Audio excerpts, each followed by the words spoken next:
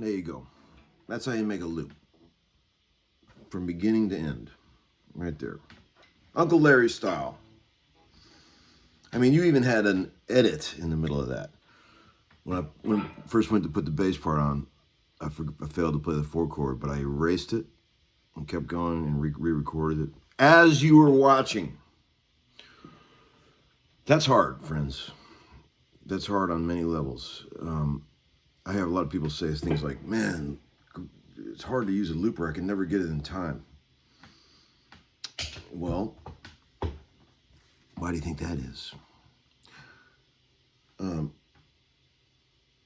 It is hard to get a loop in time. Let's say you start, I'm going to erase that shit I just did, okay? Which is about 7 out of 10 quality, in my opinion.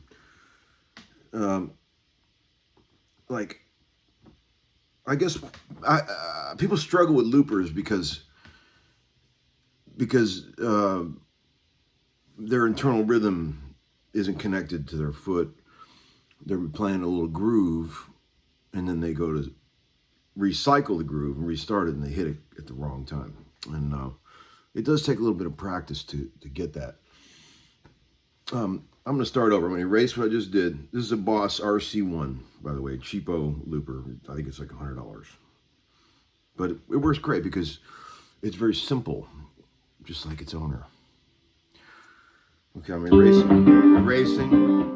That shit's all gone. Okay, so let's just do something very simple, like some sports bar blues, okay? Something you guys all know. Okay.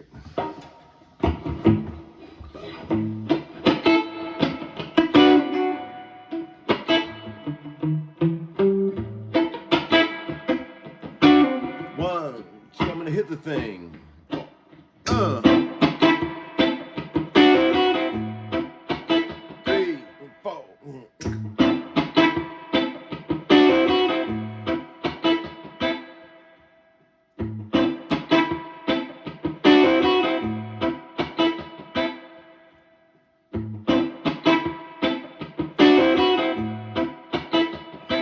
Okay. That's all you got to do. Just start with simple shit like that. And when you start getting into like erasing on the fly, like I just did, that gets a little more complicated. The thing will be running, and if you hold it down, it'll erase the last track you just put on, which is what I just had to do on that bass part that I blew. But like, let's see.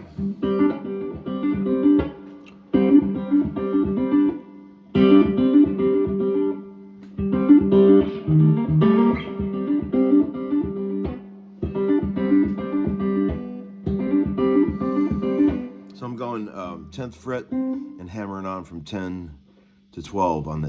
I'm holding the A string, 10th fret, and then hammering on from 10 to 12 on the D string, whilst WHILST also simultaneously hitting the open string, the G.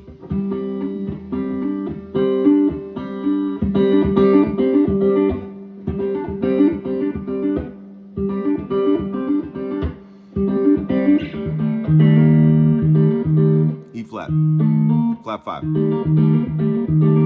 So when you're doing that kind of stuff, when your internal clock just has to be like a click track. 1, 2, 1, 2, 3, 4.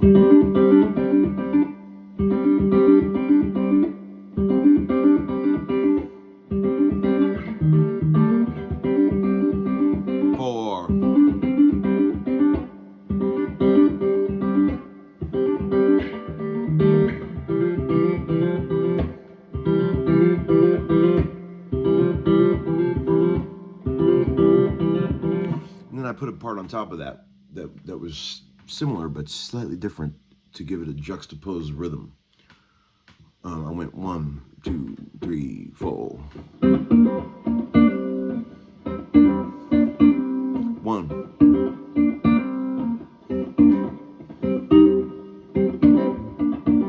1. So it's 1, 2, 3, 4. 1.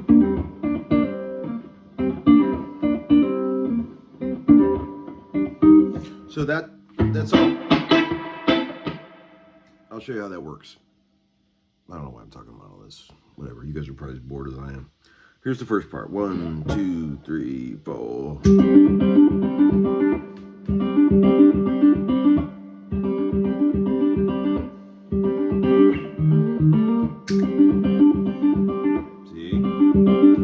We hit it right. Got it in the groove. Okay, so that's part 1. And now I'm going to put that second part on so you can hear how it rhythmically rubs just a little bit against the first part so that it gives you a little bit of shuck and jive and you kind of go, yeah, right? Here it comes, ready? Here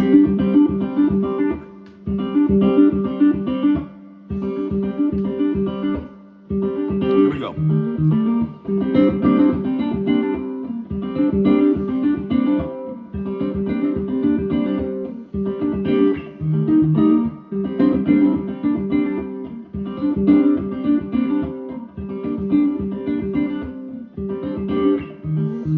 Now see, had I played something that was similar rhythmically to the first part, it wouldn't be as interesting. Watch, I could do that. Here, check it out.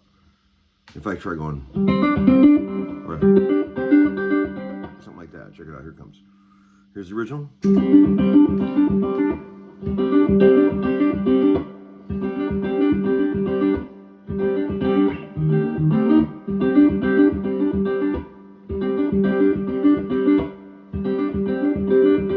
I mean, it's cool, but I like this.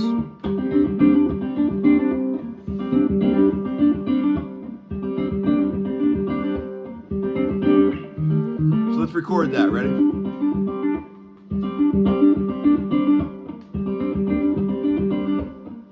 Here we go.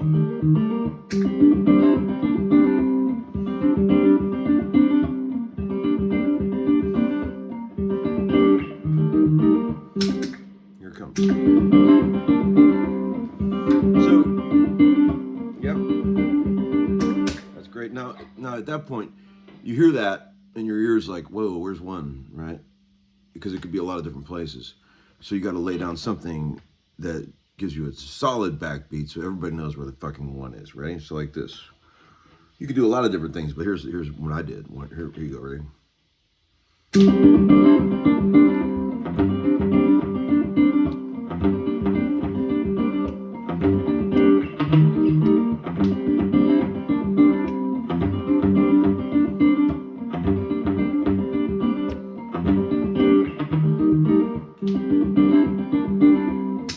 The thing is, when you're doing loops like that, if you use the same sound for all the parts, it sucks because there's no definition. That's not what you do when you make a record. Like I went to the bridge pickup for that bass part, whereas the earlier parts were all the neck pickup. You got to have a little contrast in sound, or it blows. It gets too built up in one frequency, and it just sounds like a big bloody mess. So that's what I always do when I'm looping. I look for very different sounds that all sort of work together. And guess what? That's exactly what you do when you make a record. If you got too much of the same frequency, it's no good. So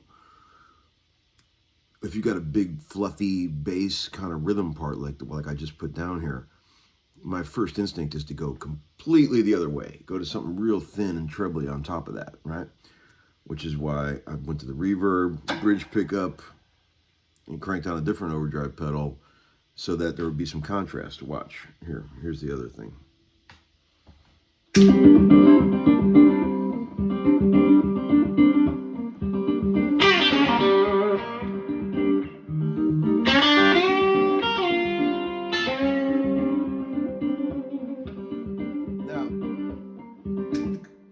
Played like a big fluffy bassy kind of tone on that, it's not as cool. Watch, because there's not enough separation. Check it out. No,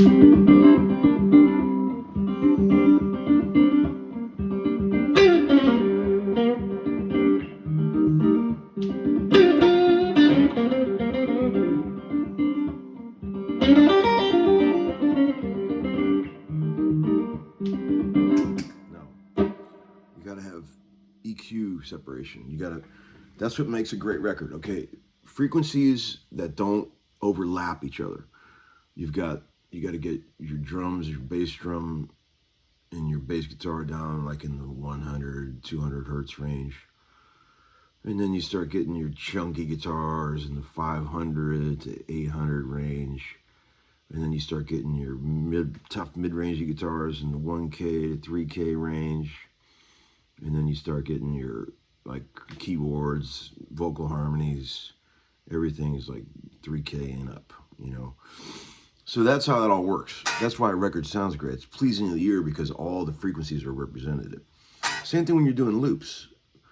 If you try to solo over the same sound you played the rhythm with, it sounds like shit. There you go, friends. That's basically all I know. That's why I have EQ pedals, so I can get really radically different sounds, so they all sound cool when you stack them together. Another good trick is to use like tremolo on one track, but not on the others, right? So check it out. Like I'll do that. Like I'll put a let me get a tremolo sound here with some verb.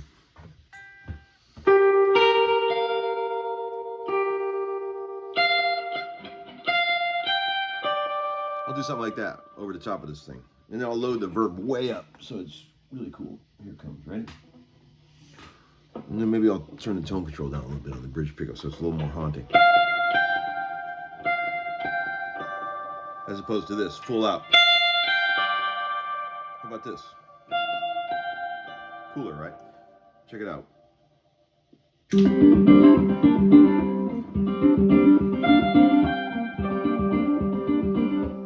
Darken even more.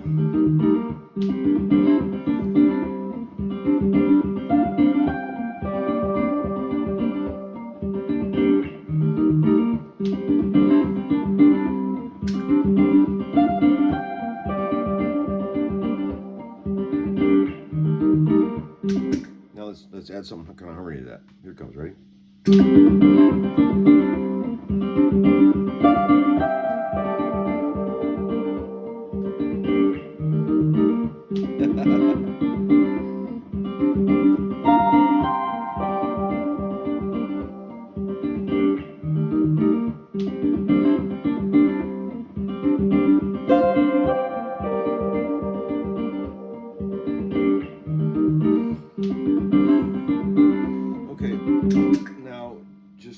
Super obvious, you could do a skank rhythm over the top of that, which I would never do, but you could. I just think it would be so predictable and sort of cliche in a bad way. Here's what you could do. You could do something like this. It's a little too bright. You ready?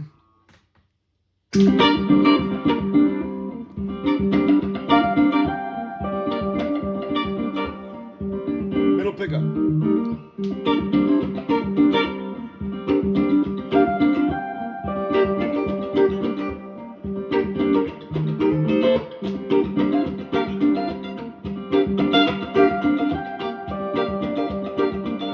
Something like that. I don't like that. That's boring to me. I would never do that, but I'm just showing you. You could do that. You could get an octave pedal and do some cool funky. I do that kind of shit a lot. You can get Leslie's really work good in the mix of all that. Let me show you. Here, I'll do a Leslie thing, just so you can show you how it works. Here's the rhythm. I don't even know what I'm going to play, but it doesn't matter because you just got, all you do is you hear the Leslie sound.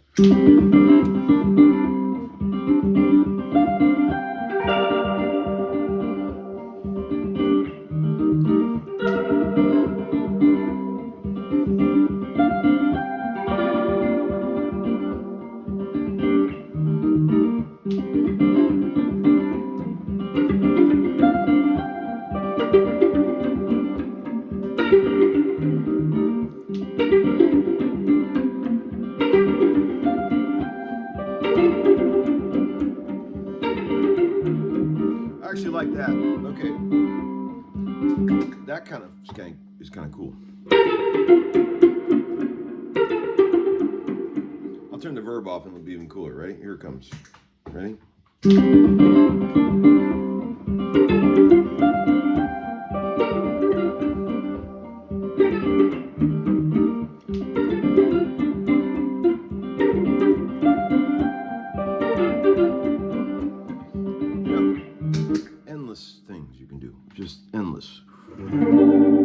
last thing I'm going to say, and then I'm going to shut up because this is getting too long. But one thing I've definitely learned about making loops is that if you put too much melody in the loop, in the original loop that you're putting down, it sucks, because every time you go to play anything lead over it, it gets in the way, it clashes. Let's just say I made up a melody, okay?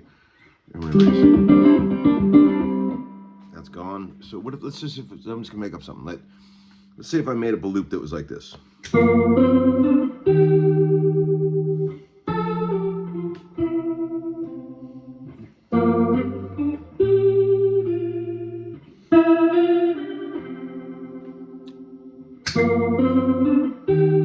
That's my loop, right?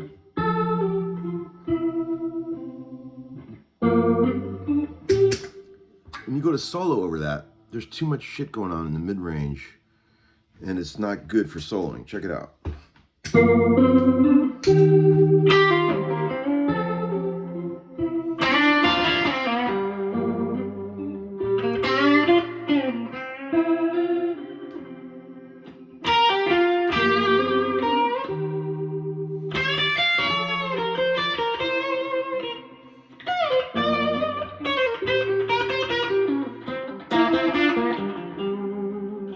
See that?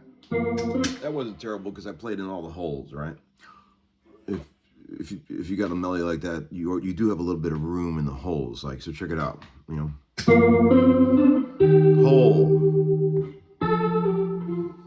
hole. You get the idea, and that's the whole thing about when you're playing on a record with vocals. I view the same. The vocal is the thing, and you're looking for the holes between the vocal to add something, right? Or if you're doing a double solo on a record, like a steel player goes, and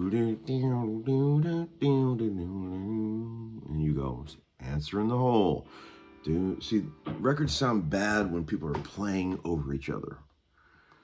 Everything's, on a good record will be in the right holes. That's the thing, right? EQs, spectrum, in the right holes.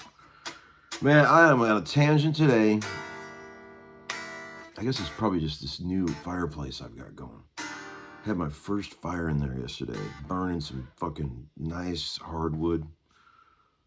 And man, it is just awesome. Big fireplace, nice fall football weather, made chilly. Living the dream, boys. All right, friends. I'll see you later. Hope you like the loop lesson. People have been asking for this. There you go. That's how I do it. Okay, bye.